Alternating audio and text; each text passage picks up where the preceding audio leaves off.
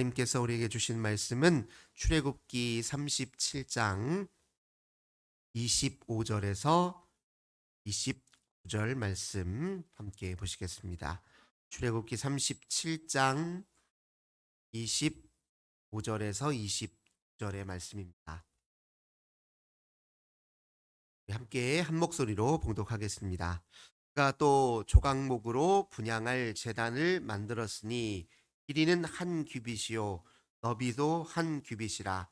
네모가 반듯하고 높이는 두 규빗이며 그 뿔들이 제단과 연결되었으며 제단 상면과 전후 좌우면과 그 뿔을 순금으로 싸고 주위에 금태를 둘렀고 그 태 아래 양쪽에 금고리 둘을 만들었으되 곧 그 양쪽에 만들어 제단을 매는 채를 꿰게 하였으며 조각목으로 그 채를 만들어 금으로 쌌으며 거룩한 관유와 향품으로 정결한 향을 만들었으되 향을 만드는 법대로 하였더라. 아멘. 오늘도 주님의 전에 찾아 나오신 우리 모든 성도님들 하나님께서 하늘의 은혜와 큰 평화 가득 부어주시길 주님의 이름으로 기원합니다. 눈이 오고 길이 미끄러운데요. 우리 성도님들 오늘 다니실 때 우리 하나님께서 안전하게 지켜주시길 빕니다. 또 우리 유튜브로 생중계로 또 함께 기도하시는 우리 모든 성도님들 우리 하나님께서 오늘도 지켜주시고 함께해 주시길 주님의 이름으로 기원합니다. 오늘 본문의 말씀 통해서 정결한 향 이런 제목으로 함께 은혜 나누도록 하겠습니다. 오늘 본문에서 읽은 것은 이제 분향단에 관한 이야기죠. 이 분향단은 성소에 있는 제단, 성소의 안에 있는 거룩한 집기와 관련된 것인데요. 이 분향단은 오늘 보니까 조각목으로 이제 만들어져 있는데 이 조각목은 성경의 씨띠나무라고도 하고 아카시아 나무를 의미합니다. 이 조각목으로 형틀을 만든 다음에 그 겉을 이제 금으로 다 칠합니다. 금칠을 해서 금박을 입히는 것이죠. 이 분향단은 향을 피우는 단이다 해서 향단이라고도 얘기를 합니다. 이 분향단에서 피우는 향은 성경에 보면 소합향, 나감향, 풍자향 이런 향을 피우는데 이게 나무에서 나오는 진으로 만드는 겁니다. 진을 말려서 그걸 가지고 향으로 피우는 것이고 나감향 같은 경우에는 갑각류를 이렇게 잘 빻아가지고 그걸 향으로 만들어서 피우는 것이다 이렇게 이해하면 되겠습니다. 이 조각목으로 만든 이 제단의 크기가 오늘 보니까 길이가 한 규빗, 너비가 한 규빗, 그다음에 높이가 두 규빗 이렇게 돼 있다고 있죠. 한 규빗은 이 팔꿈치에서 가운데 손가락 끝에까지 길이를 의미합니다. 대략 46cm 정도, 그러니까 가로 세로가 46cm 정도고 높이가 92cm 정도의 크기예요. 크지 않죠. 향을 피우는 것이기 때문에 크지는 않습니다. 이 향을 피우는 것이 무엇을 상징하느냐? 요한계시록 5장 8절에 보면 요한계시록 5장 8절에 보면 이렇게 이야기합니다. 그 두루마리를 취하심에 내 생물과 24 장로들이 그 어린 양 앞에 엎드려 각각 검은고와 향이 가득한 금 대접을 가졌으니 이 향은 성도의 기도들이라. 요한계시록에 보면 이 분향단에서 피우는 향을 성도들의 기도를 상징하는 것이다 이렇게 이야기하고 있습니다. 이 향을 피우는 행위가 기도하는 행위와 같다 이렇게 묘사하고 있는데요. 이 향은 언제 피우게 되어 있냐면 예, 어, 말씀에 의하면은 제사장이 하루에 2번 향을 피웁니다. 아침에 성소에 들어가서 등불을 끄고 그때 이제 향을 피워 놓습니다. 그리고 저녁이 되면 등불을 다시 켜고 그다음에 또 향을 또 피우게 돼 있습니다. 사실은 이 향이 24시간 내내 피워 있는 거하고 아침 저녁으로 향을 피웠다는 얘기는 이 향이 24시간 내내 그 성소 안을 가득 둘렀다. 충만히 채워졌다. 그렇게 이해하면 되겠습니다. 우리 데살로니가전서 5장에 사도 바울 선생님도 기도할 때는 쉬지 말고 기도하라 이렇게 이야기하잖아요. 쉬지 말고 기도하라는 말이 갖고 있는 의미는 이 기도라고 하는 것은 영적 호흡과 같은 것이다. 이런 의미예요. 영적 호흡이 끊어지면 영적 생명력이 끊어지는 것과 같다. 우리가 영적으로 살아 있고 영적 존재로서 영적 세계에 몸담고 살려면 이 기도가 늘 매개가 되어야 된다. 이제 그런 의미를 갖고 있다고 할 수 있습니다. 근데 제사장은 하루 종일 향이 이 성소 안을 가득 채우도록 그렇게 하는데 힘을 썼습니다. 이 분향단의 위치가 어디냐면 이 휘장 바로 앞에 있습니다. 성소는 내성소와 지성소로 둘로 나뉘는데 이 둘 사이에 휘장이 가로막혀 있잖아요. 이 휘장 안쪽에 지성소에 증거궤가 있습니다. 십계명이 담겨져 있는 증거궤가 있는데 이 분향단은 사실 휘장을 사이에 놓고 이 증거궤가 가장 가까이 위치해 있어요. 성소에 딱 들어가면 정면에 분향단이 보이고 좌측으로 등불이 보이고 우측으로 이제 떡상이 있습니다.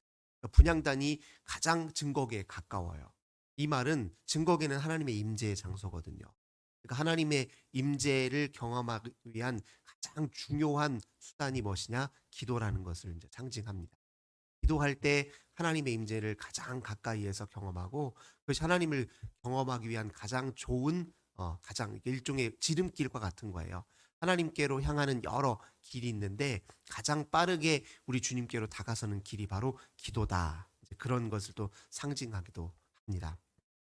근데 이렇게 기도를 드리는 것이 이게 분향단이 갖고 있는 의미인데 이 성소 안을 가득 채웠다고 그러잖아요.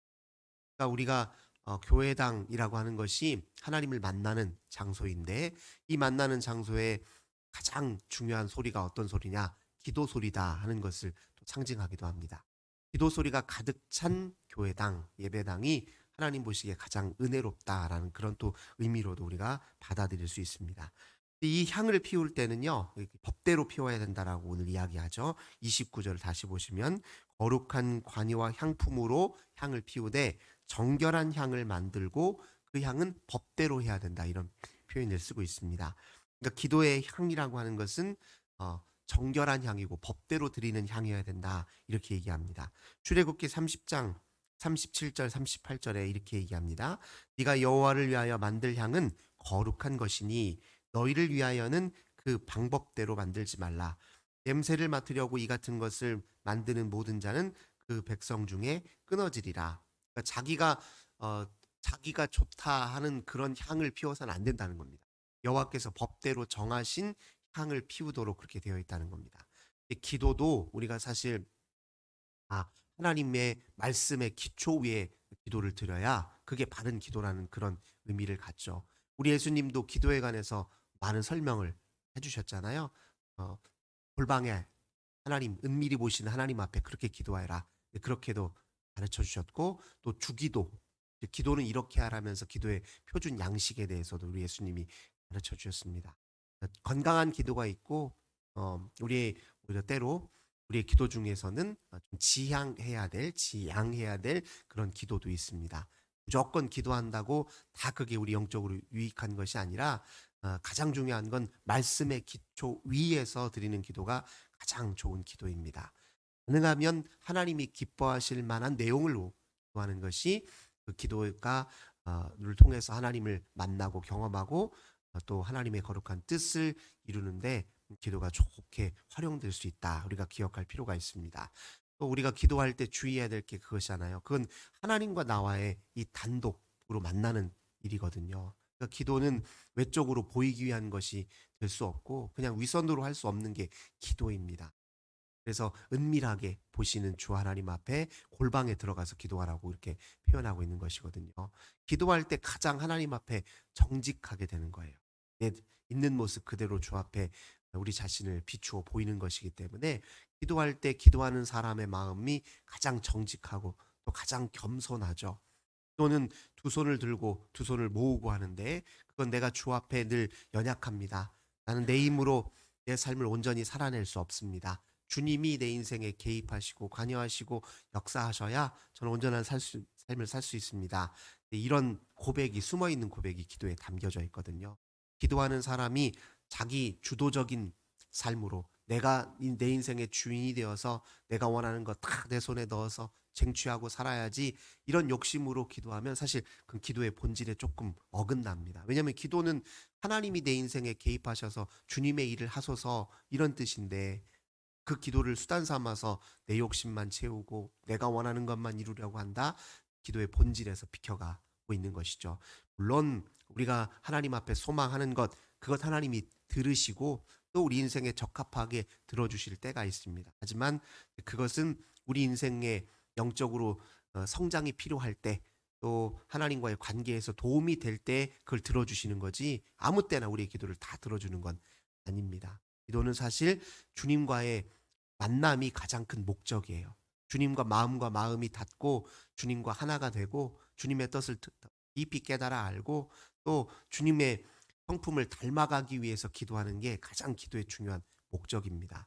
향을 피울 때 제사장이 그 향을 피우는 것은 하나님의 임재에 가까이 다가가기 위한 행위였잖아요.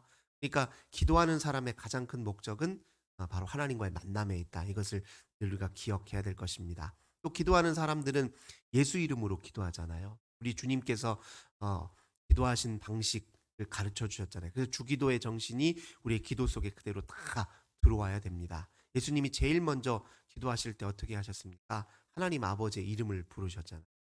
기도라고 하는 건 하나님을 향한 우리의 마음의 지향성을 의미합니다. 우리의 마음이 끊임없이 하나님을 지향하도록 하는 것이 사실 기도의 처음입니다. 내가 기도할 때 누구에게 기도하는지도 모른 채로 기도할 수는 없는 법이죠. 우리의 마음이 어디를 향해야 되고 우리의 삶이 궁극적으로 어디를 향해 있어야 되는지를 의식하면서 기도해야 됩니다. 우리 예수님은 또 뭘 위해 기도했죠? 하나님 나라를 위해서 기도했습니다. 그 나라라는 게 무엇입니까? 하나님의 통치와 다스림을 의미하거든요. 내가 주님의 말씀에 더 순복하기 원합니다. 주님이 내게 명하신 것을 더 잘 감당하고 주님이 내게 주신 사명 더 기쁨으로 감당하겠습니다. 이런 마음 자세로 기도하는 것이 기도에 꼭 필요하다는 거예요. 뜻이 하늘에서 이루어진 것처럼 땅에서도 이루어지이다. 결국 기도가 주님이 우리 인생 가운데 역사하시고 주님의 일을 행하시도록 그렇게 우리 자신이 주님께 통로가 되도록 내어드리는 게 기도의 본질이고 정신이다. 예수님이 일깨워 주셨거든요. 물론 그것으로만 그치는 건 아닙니다. 첫 번째 주기도의 정신은 하나님과 나 사이의 관계에 초점을 맞추어서 기도하는 것이 우선이고, 두 번째로 이제 필요한 양식도 우리가 구해야 되겠죠. 거기서 필요한 양식이라는 것은 우리 삶에 꼭 필요한 것들을 의미합니다. 우리 삶을 영위해 나가는데 필요한 것들은 하나님께서 주신다는 거예요.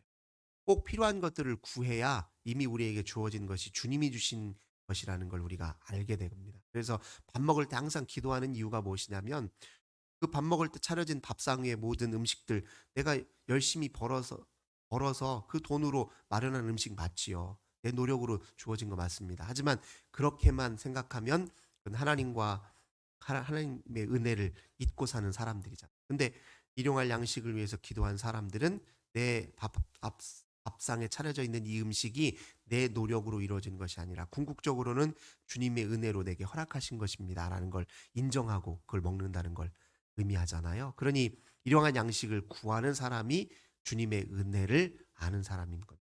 필요한 양식을 꼭 구해야 되고, 또 우리 인생이 하나님의 진리에 입각해서 늘 선하고 바른 길로 갈 수 있도록 또 예수님 그렇게 기도하라고 얘기했잖아요. 기도는 우리의 삶을 지키는 그런 힘입니다. 우리의 삶이 하나님께로 정해진 길 위에 굳게 설 수 있도록 그런 지키는 힘이 기도에 있다. 예수님이 가르쳐 주셨습니다. 그러니까 예수님의 이름으로 기도한다는 것은 예수님이 주님 앞에 기도하셨을 때 품으셨던 그 마음과 뜻을 우리가 따라서 기도하는 걸 뜻하고, 예수님이 결국 그 기도를 통해서 어느 길을 가셨습니까? 십자가의 길을 가셨잖아요. 우리가 예수님의 제자로 더 기꺼이 살기 위해서 주님 앞에 기도하는 것이다. 그렇게 이해해야 될 것입니다. 결국 우리 예수님의 십자가의 그 은혜로 우리가 하나님과 다시 관계가 회복되었듯이, 예수님의 이름으로 기도할 때 우리가 더 우리 하나님과 더 깊은 관계 속에 들어갈 수 있다. 이해할 수 있습니다. 그러니까 기도를 드릴 때도 그 기도가 우리 예수님이 가르쳐 주신 말씀의 기초 위에 기도해야 된다. 어떤 분들은 기도하다가 개인적으로 특별히 어떤 계시를 받거나 특별히 주님의 음성을 들었다 하는 분들이 있는데요. 사실 주님이 기도 가운데 우리에게 경험했던 모든 것들은 다 말씀에 위배되지 않습니다. 말씀의 정신과 다 일치되게 돼 있어요. 근데 말씀과 상관없는 특별한 계시를 받는다거나 특별한 음성을 들었다, 그때 주의해야 됩니다. 기도를 많이 하시는 분들에게 이제 영적 체험들이 많은데 그 모든 체험들이 말씀의 본뜻과 위배된다, 조심하셔야 됩니다. 반드시 기도 중에 경험한 모든 것들은 말씀을 비추어서 점검하고 성찰을 필요로 합니다. 그러니까 뭔가 특별한 경험을 했다고 해서 우쭐대면 안 되고요. 그때 더 조심하고 경계해야 돼요. 기도할 때 얻는 모든 경험들이 이게 과연 어떤 의미와 어떤 뜻을 담고 있을까? 이걸 제대로 헤아리려면 늘 말씀을 가까이 해야 됩니다. 가장 좋은 기도는 사실 말씀을 읽다가 내 마음속에 드는 지혜와 통찰과 깨달음을 기초로 기도를 드릴 때 그때 가장 좋은 기도가 이루어집니다. 그리고 말씀을 통해서 하나님이 약속하신 그 약속을 근거로 기도할 때 또 그게 좋은 기도예요. 그러니까 기도할 때 성경을 많이 인용하면 좋아요. 하나님이 내게 들려주신 말씀, 내가 읽었던 말씀들을 그걸 인용해서 기도하면 참 좋습니다. 그래서 때로는 그냥 성경 말씀을 줄로 쭉 꿰어서 그걸로 기도하셔도 굉장히 좋아요. 특히 이제 회중 기도 같은 거 하실 때 그때 가장 좋은 기도는 그저 그냥 말씀을 잘 연결시켜서 그 말씀을 기초로 함께 기도할 때 좋은 회중 기도가 또 됩니다. 개인 기도할 때도 뭘 위해서 기도해야 되나 때로 이렇게 생각이 들 때가 있잖아요. 또 기도가 잘 안 될 때가 있어요. 그러면 그냥 내게 주신 말씀, 내가 묵상하고 있는 말씀을 늘 입술로 되뇌으면 돼요. 오늘 주신 말씀을 계속 반복해서 되뇌이는 것만으로도 기도가 되는 것입니다. 그렇게 법대로 기도하고 말씀을 기초로 기도할 때 하나님이 그 향을 가장 향기롭게 품으시고 거기에 응하신다. 우리가 이렇게 꼭 기억해야 될 것입니다. 오늘 이 아침에도 주님 앞에 간절히 기도할 때 주님, 내가 주님 앞에 더 가까이 나아가기 원합니다. 주님 내 인생의 주인 되어 주셔서 내 인생 가운데 나타나시고 역사하시고 주님 일하여 주셔서 저 오직 주님의 뜻을 품고 오늘 하루 살기 원합니다. 우리 주님이 기뻐하실 일, 그 일 제가 잘 감당하기 원합니다. 이렇게 기도하시는 저 우리 모든 성도님들 되시길 주님의 이름으로 간절히 기원합니다. 참 좋으신 주님 감사드립니다. 아침 저녁으로 늘 향을 피워 주님 앞에 기도하고 기도로 주님 앞에 가까이 나아가고 기도로 주님께 우리 인생을 내어 맡기고 기도로 우리 주님의 거룩한 뜻을 품고 기도로 주님 하시는 일에 기꺼이 순종하며 따라가는 저희들 다 되도록 하나님 은혜 내려 주시옵소서. 주 예수님의 이름으로 간절히 기도하옵나이다. 아멘. 오늘 주신 말씀을 위해서 기도하시고 또 우리 가정을 위해 교회를 위해 이 나라와 이 민족을 위해서 환우들을 위해서 어려움 당한 이웃을 위해서 또 우리 자녀 세대를 위해서 주 앞에 간절히 기도하겠습니다. 좋으신 주